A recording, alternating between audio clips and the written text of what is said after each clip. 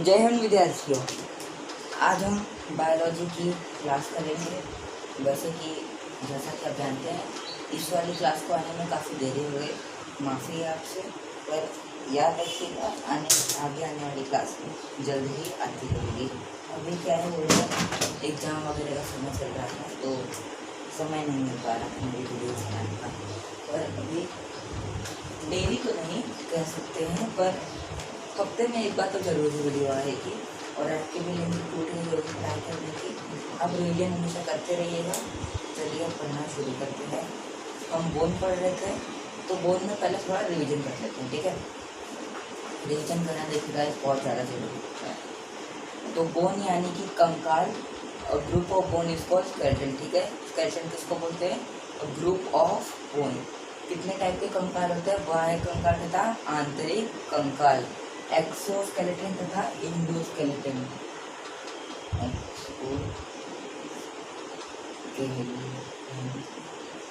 तथा इंडोस्केलेटन। इसका मतलब आप समझते हैं ना, मतलब जो ऊपर है वही नीचे भी, ठीक है। यहाँ तक समझ गए। तो बाह्य कंकाल किसमें होता है? कीट में होता है, यानी कि इंसेक्ट में, ठीक है। आपने इंसेक्ट को देखा होगा, उन लोग के बाहर कुछ मजबूत टाइप का होता है। देखिए जैसे कि एग्जाम्पल है मच्छर, पर आप सोचेंगे कि मच्छर को जब मारते हैं तो आराम से पिसा के मर जाता है। तो देखिए उन लोग की भी एक कैपेसिटी होती है, हर चीज़ की कैपेसिटी होती है। जैसे कि उन लोग की कैपेसिटी यानी कि इंसेक्ट के अंदर मच्छर अच्छा खासा मजबूत रहेगा, पर हम तो उससे काफ़ी ज़्यादा बड़े हैं ना, उनसे डेवलप है ना, तो जरा प्रॉब्लम होती है। तो अगर एग्जाम में पूछे कि मच्छर कौन सा बाह्य की आंतरिक, तो बाह्य हम डालेंगे, ठीक है। और आंतरिक यानी कि इंडोस्केलेटन किसमें होता है? ह्यूमन, एनिमल सब में होता है, ठीक है। ह्यूमन लिखते हैं। हम लोग की हड्डी बाहर होती है, नहीं होती है ना, अंदर होती है ना। पहले स्किन रहती है, फिर उसके अंदर क्या रहेगी? चमड़ी रहेगी। चमड़ी को ही वैसे स्किन बोलते हैं। चमड़ी की बहुत सारी लेयर्स होती है। उसके बाद मांस आएगी, उसके बाद क्या आएगी? हड्डी आएगी। यहाँ तक कोई दिक्कत नहीं। और आगे लिखते हैं, कछुआ एक ऐसा पशु है जिसमें बाह्य तथा आंतरिक दोनों कंकाल होते हैं। तो क्या? तो इसमें तथा बाह्य तथा आंतरिक कंकाल होते हैं कछुए में, ठीक है। टर्टल, ठीक है। तो टर्टल में बाह्य तथा आंतरिक दोनों कंकाल होते हैं। यहाँ तक कोई दिक्कत नहीं। देखिए इसके अंदर दोनों कंकाल कैसे आएंगे, समझिए पहले इसको। उसका जो शरीर होता है उसका बाह्य कंकाल बन गया, और उसके अंदर जो वो भीगी बिल्ली की तरह बैठा होता है, और उस भीगी बिल्ली के अंदर भी कंकाल होता है, और वो कौन सा होता है? इंडोस्केलेटन यानी कि आंतरिक कंकाल। यहाँ तक कोई दिक्कत नहीं। बोन कितने टाइप के होते हैं? दो टाइप के, मजबूत तथा एक कमजोर। मजबूत वाले को क्या बोलते हैं हम? बोन यानी कि अस्थि। और कमजोर वाले को क्या बोलते हैं? कार्टिलेज। इसको हिंदी में क्या बोलते हैं? उपास्थि। यहाँ तक कोई दिक्कत नहीं ना किसी को? अच्छा देखिए अस्थि है, ये तो मजबूत होती है हमारे हर जगह पे, यानी कि देखिए हाथ में मजबूत हड्डी होती है, यहाँ पे फीमर यानी कि जो क्या बोलते हैं उसको, थाई, इसकी हड्डी मजबूत होती है, रीढ़ की हड्डी मजबूत होती है। पर देखिए कान की हड्डी को देखिए, कान अच्छे से मुड़ जाता है। नाक की देखिए, नाक भी अच्छे से मुड़ती है। इसमें क्या होती है? कार्टिलेज होती है। तो ये सब एग्जाम्पल्स हैं कार्टिलेज के। बोल is made from calcium phosphate. किससे बने होते हैं बोल? Calcium phosphate. यहाँ तक कोई दिक्कत नहीं ना? किससे बने होते हैं बोन? Calcium phosphate. फास्फेट की मात्रा थोड़ी कम होती है और कैल्शियम की ज़्यादा, क्योंकि कैल्शियम रहेगा तो ही मजबूत रहेगी बोन, और फास्फेट रहेगा तो थोड़ा, मतलब देखिए अभी यहाँ पे मान लीजिए जॉइंट है, मान लीजिए क्या सच में जॉइंट होता है, यहाँ से यहाँ पे जॉइंट है, तो यहाँ पे जो बीच में हड्डी रहेगी ना वो फास्फेट की बनी रहेगी। क्योंकि आप ही सोचिए ना, अगर यहाँ पे कड़क हड्डी रहेगी तो ऐसे ऐसे करने में कड़कड़ा के टूट जाएगी ना, इसलिए वहाँ पे नरम हड्डी देनी पड़ती है। यहाँ तक कोई दिक्कत नहीं। तो कैल्शियम ये देखिए, इसको हम लोग 3/2 लिखते हैं, 3/2, मतलब कैल्शियम ज़्यादा और फास्फेट कम। यहाँ तक कोई दिक्कत नहीं ना किसी को? चलिए रिवीजन कर रहे हैं। अगर आपको एकदम अच्छे से डीप में इंफॉर्मेशन लेना होगा तो आप ये बोन की क्लास को देख लीजिएगा, मतलब क्योंकि लय टूट जाती है ना। अब देख लेते हैं बोन के बारे में। बोन के अंदर, बोन में कौन सा प्रोटीन होता है? Ossein protein. कौन सा प्रोटीन? Ossein protein.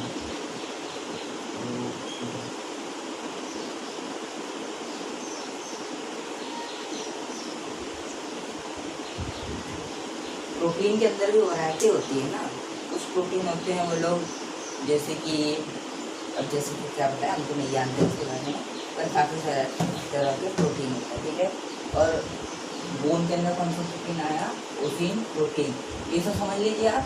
समझ लिए कितने टाइप के स्केलेटन होते हैं वगैरह, एक्सो बाहर तथा आंतरिक, उसको मिटाया देते हैं।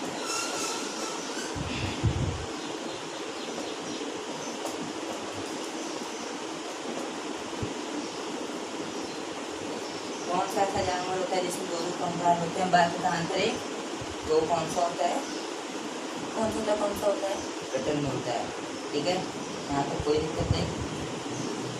अब देखते हैं जन्म के समय एक मनुष्य में कितनी हड्डियाँ होती हैं, यानी मनुष्य बच्चे के लिए कितनी हड्डियाँ होती हैं। 300 हड्डी होती है जन्म के समय, 300। अब बोलेंगे तो 300 जब जन्म के टाइम पे होती है, उसके बाद जब बड़ा हो जाता है तो 6 हो जाती है, गल जाती है। क्या गलती नहीं है, क्योंकि जब बच्चा छोटा होता है, यानी कि जब पैदा होता है तो उसकी हड्डियाँ एक लाइन में नहीं होती, यानी कि वो प्रॉपर जगह पे नहीं होती, वो हर जगह से टूटी हुई होती है। वो एक आध हफ्ते में फिर धीरे धीरे सही जाती है। तो जन्म लिए बच्चे में कितनी रहेगी, 300 हड्डियाँ रहेगी।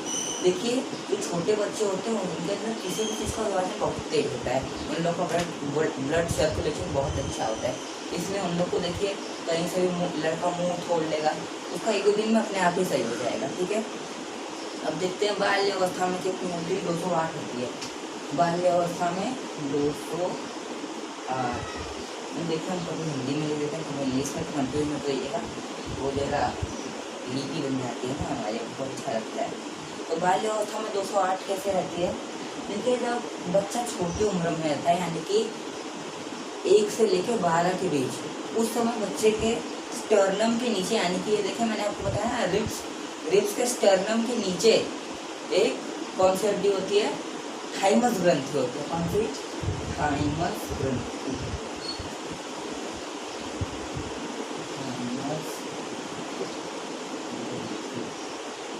मतलब ग्रीन के अंदर ज़्यादा वहाँ पर विजिबल नहीं होगा, इसलिए मैं ब्लैक करके देता हूँ। तो स्टर्नम के नीचे कौन सी उपांगी, हाँ उपांगी कौन सी होती है, थाइमस ग्रंथि। यहाँ तक कोई दिक्कत नहीं।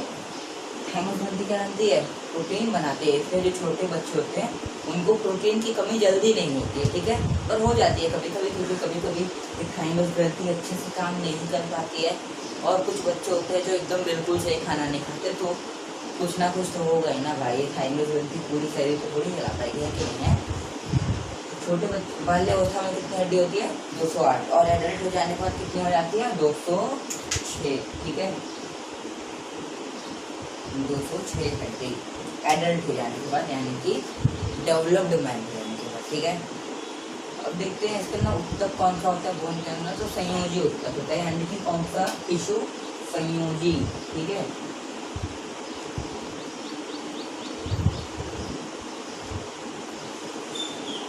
जहाँ बोन होते हैं वहाँ पर कौन सा उत्तक होता है, संयोजी उत्तक, ठीक है। अब देखते हैं कोशिका विभाजन किससे होता है। देखिए जैसे हम लोग सेल के अंदर पढ़े थे, कोशिका विभाजन किससे होता है, क्या देखिए हम भी देखते हैं, हम भूल जाए चलेगा, नहीं चलेगा ना, तो भूल जा रहे हैं भैया, आप उनको पढ़ा नहीं रहे हैं, गलत है। देख लेते हैं कोशिका विभाजन किसमें होता है, किससे होता है, कैसे होता है। साइटोसोल होता है, किससे होता है, साइटोसोल, सेल के अंदर, हाँ बोन के अंदर नहीं, याद रखना, सेल के अंदर। हमने कोशिका विभाजन के लिए वीडियो बना रखा है, अगर आप देखना चाहते हैं तो देख लीजिएगा, यहाँ पे कोई दिक्कत नहीं। और इसके अंदर बोन के अंदर किससे विभाजन होता है, इधर ना लिखेगा, ना लिखिएगा, ऑस्टियोब्लास्ट से होता है,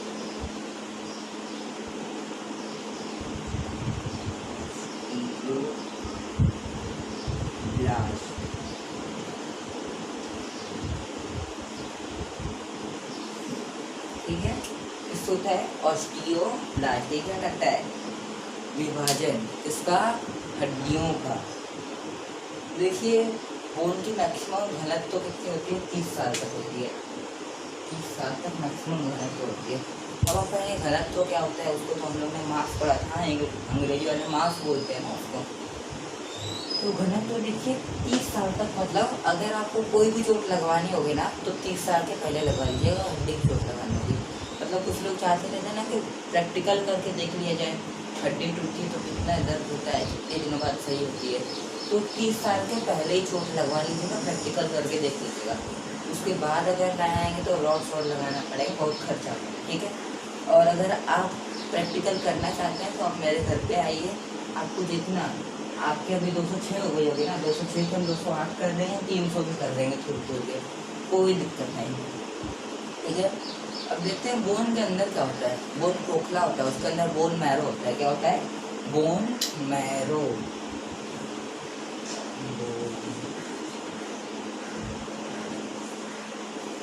ठीक है, बोन मैरो बोन के अंदर प्रेजेंट होता है। उसको क्या हम कहते हैं? अस्थीय मज्जा। क्या बोलते हैं? अस्थि मज्जा।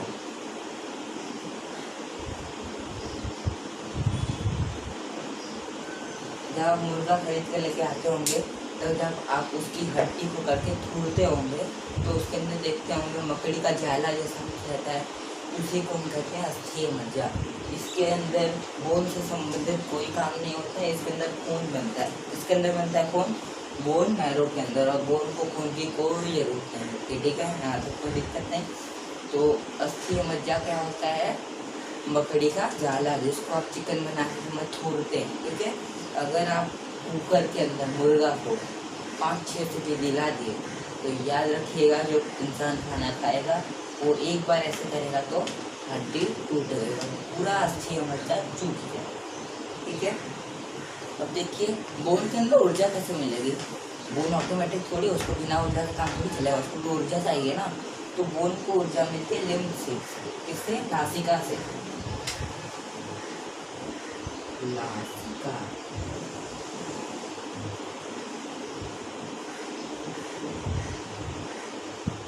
ठीक है, तो ये ब्लड लिम्फ के बॉक्स होते हैं, यानी कि बॉक्स यहाँ पे डब्बा नहीं रहता कहीं पे, उसके छोटे छोटे क्या होते हैं?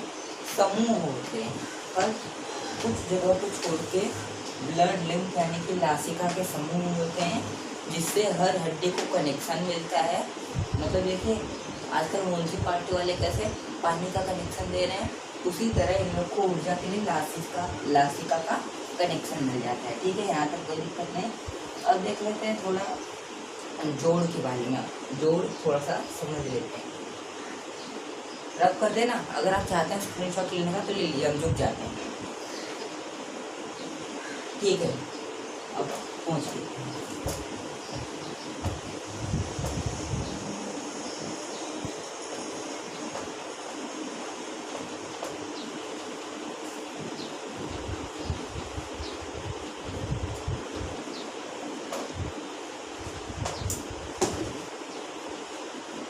यहाँ तक कोई दिक्कत नहीं।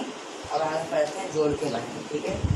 वैसे बायोलॉजी के इसके बोन के अंदर ही आता है जोड़ भी, क्या? जोड़, ठीक है। देख लेते हैं जोड़ कितने टाइप के होते हैं, कैसा होता है, क्यों होता है, कैसे होता है। देखिए मांस और अस्थि के जोड़ को हम टेंडन कहते हैं। अब मांस और अस्थि का जोड़ कैसे होगा भैया? देखिए मांस प्लस अस्थि, थोड़ा यही तो इसके अंदर दिक्कत होता है। हमारा मार्केट थोड़ा हाई क्वालिटी का है, वो हाथ से नहीं कुछ आता है। मांस प्लस ओनली, हाँ ठीक है। तो मांस तथा बोन के जोड़, मांस तथा अस्थि के जोड़ को क्या कहते हैं हम? टेंडम। क्या कहते हैं? टेंडम। अब मांस तथा अस्थि का जोड़ काम होगा।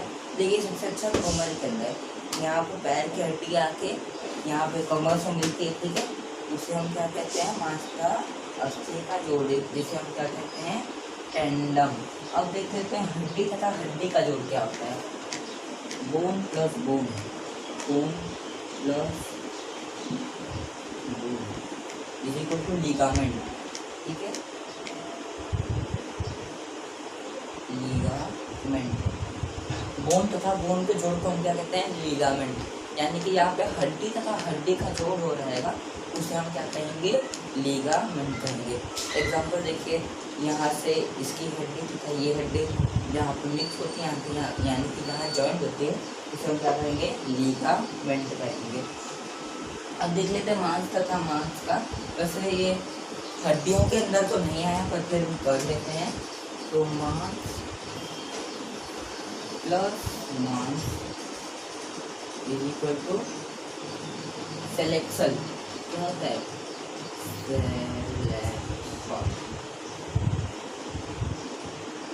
हैंडराइटिंग किसी का हमारा बहुत खराब होता है इसके ऊपर, तो कोई बात नहीं, हम बोल तो देते हैं ना। अगर आपको नोट करना रहेगा तो सुन के नोट कर लीजिएगा, क्योंकि मैं जानता हूँ यहाँ पे आपको कुछ समझ में आने वाला है नहीं। तो मांस का मांस के जोड़ को हम क्या कहते हैं, सेल एक्सल। देखिए मांस तथा मांस का जोड़ कैसा होगा, ये देखिए गले के यहाँ की मांस और गले की मांस यहाँ पे जॉइंट होती है, उसको हम क्या कहेंगे, सेल एक्सल। ठीक है, अब देख लेते हैं कंकाल के बारे में। वैसे हम लोग क्या पढ़े थे पहले, बाह्य तथा आंतरिक, पर ये उसके अंदर और अच्छे से इन्फॉर्मेशन देने वाला है और हमको उसके अंदर थोड़ा चार्ट वगैरह बनाना होगा, लेकिन डायग्राम वगैरह निकालने होंगे तो उसको रफ कर देते हैं। ठीक है,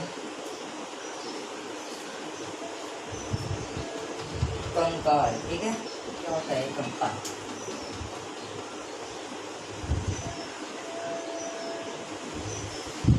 ठीक है। कंकाल हम लोग शुरुआत में क्या पढ़े थे, दो टाइप के, था एक्सो। अब हम उसके अंदर और अच्छे से पढ़ने वाले हैं, अपेंडिकुलर तथा एक्सियल। अरे यार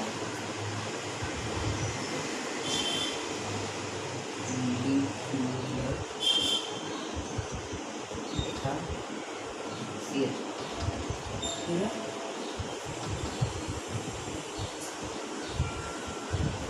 यहाँ तक कोई दिक्कत नहीं। कितने टाइप के होते हैं, वो देखिए वो अलग होता है, ये अलग होता है। वो कंकाल के अंदर दो टाइप्स थे और ये इंडोस्केलेटन के अंदर दो टाइप थे। ठीक है, तो ये हम किसका पढ़ेंगे, इंडो का, यानी कि आंतरिक।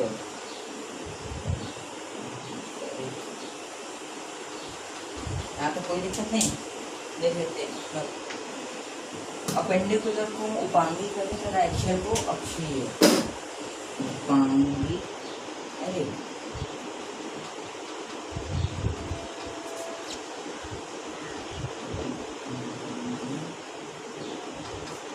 तथा अक्षीय।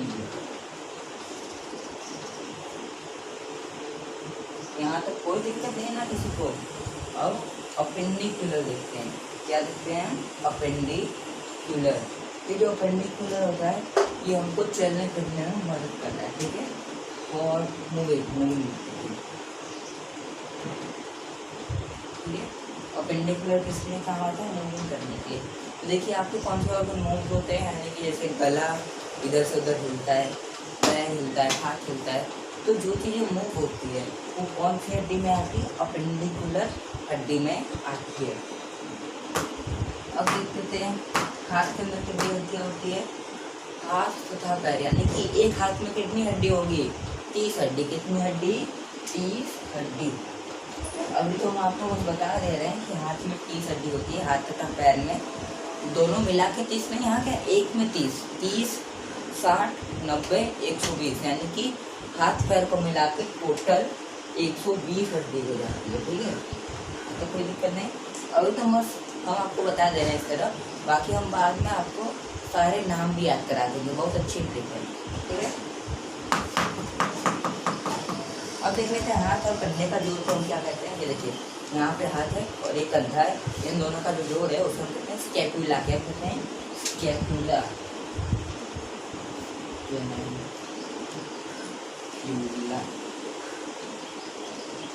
ये बहुत बड़ी हड्डी होती है, यहाँ पे इतना बहुत बड़ा जोड़ होता है, बहुत बड़ा, ये पूरा इतना बड़ा होता है, स्कैपुला। क्या कहते हैं हमको, स्कैपुला। अब देख सकते हैं पैर तथा कमर का जो जोड़ होता है उसे हम कहते हैं पेल्विक। क्या कहते हैं, पेल्विक।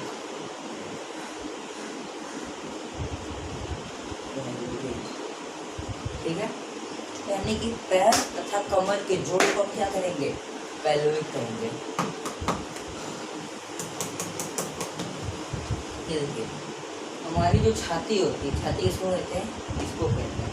और यहाँ पे कौन सा बोन होता है, कॉलर बोन, जिसे हम ब्यूटी बोन भी कहते हैं। ये देखिए यहाँ पे हड्डी आती है ना, कुछ लोग एकदम ढांचा रहते हैं ना हड्डी का, मतलब एकदम पतले लोग, उन लोग का ये कैलोरी क्या, कैलोरी बोल रहे हैं। ब्यूटी बोन यानी कि कॉर्नर बोन एकदम बढ़िया से दिखाई देता है। यहाँ पे देखिए टच करके देखिए 2 हड्डियाँ आती है, उसे हम कहते हैं कॉर्नर बोन। कॉर्नर के नज़दीक रहती है तो कॉर्नर बोन से कह लेते हैं, वैसे उसे ब्यूटी बोन भी कहते हैं। अब पढ़ लेते हैं एक्सियल के बारे में, ठीक है। ये हमने पढ़ लिया अपेंडिकुलर, ठीक है। अब पढ़ेंगे एक्सियल। मिटाए थे हम, स्क्रीनशॉट तो नहीं लेना होगा मुझे लगता है, लेना होगा तो भी हम साइड हट जाते हैं, ले लीजिए, ठीक है। अब एक्सियल पढ़ेंगे।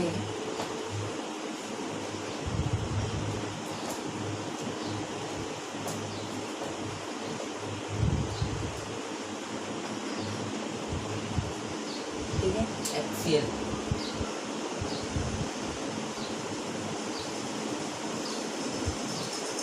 एक्सियल को हिंदी में क्या कहते हैं? अक्षीय, क्या कहते हैं? अक्षीय, ठीक है। जो एक्सियल होता है ये हमारे शरीर को ढांचा देता है। ये देखिए, अगर यहाँ पे हड्डी नहीं होती तो ऐसे होता है, जैसे बाबा रामदेव का बोलता है, अरे मतलब भैया हमको ऐसा लगता है हाईटाइट आ जाता है उनके पेट में, पूरा 360 घूमता है उनका पेट, यहाँ से एक्सियल से। समझ में नहीं आता भैया कैसे कर लेते हैं।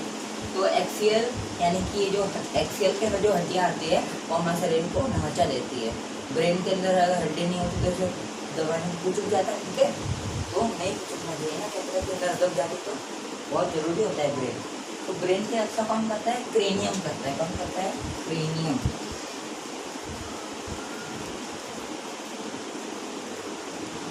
आपने देखा होगा ब्रेन के अंदर हमारी मैगी होती है, मैगी खाने वाली मैगी नहीं होती, मतलब मैगी के जैसे कुछ आकृति बनी होती है, तो बहुत सारी नस का एक समूह होता है। उसके रक्षा कौन करता है? क्रेनियम, यानी कि उसके ऊपर जो हड्डी आती है, उसके ऊपर जो ऐसा कटोरा जैसा हड्डी आती है उसे हम कहते हैं क्रेनियम। यहाँ तक कोई दिक्कत नहीं। अब चलिए देखिए, इस वीडियो को यहाँ पे समाप्त करते हैं, क्योंकि काफ़ी बड़ी वीडियो बनाने पे ना क्या होता है बताइए, क्वालिटी कम हो जाती है वीडियो की। इसलिए तब तक के लिए जय हिंद। कुछ दिनों बाद स्वतंत्रता दिवस आने वाला है और मोदी जी ने बहुत बड़ा नहीं, पिछले साल भी मुझे लगता है सर्कुलर आया था हर घर तिरंगा, वो इस साल भी उन्होंने दे दिया है। तो अपने घर पर जरूर तिरंगा लगाइएगा, देश के प्रति प्रेम दिखाइएगा। तब तक के लिए जय हिंद, भारत माता की जय।